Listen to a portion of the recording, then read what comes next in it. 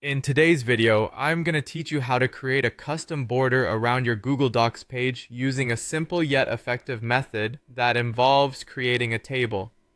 This approach helps you visually frame your document, giving it a professional edge, whether you're preparing a report, a leaflet, or any document that demands an attractive presentation. Let's dive into the process step by step. First, open your Google Docs document. If you don't have one ready, you can quickly start a new blank document by navigating to Google Docs and selecting a blank template. This will ensure you have a clean slate to work with, allowing you to clearly see the changes we're about to make.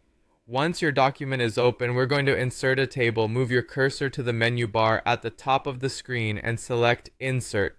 From the drop-down menu, hover over the Table option and choose a 1x1 table. This will insert a single cell table on your page. The reason we're starting with the 1x1 table is that it serves as the foundation for our border and gives us complete control over the appearance. Next, click inside the table. You'll notice that when you do this, a blue outline appears, indicating that you can now manipulate the table's size and position on the page.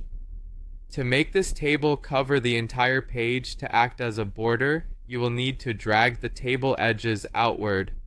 Click and hold the bottom right corner of the table, then drag it to touch all edges of the page. This might take a couple of tries to perfect, but once the table fills the page, you can move on to the next step. Now that your table is in place, it's time to tweak its appearance to suit your needs. Right-click inside the table to bring up the menu and go to Table Properties.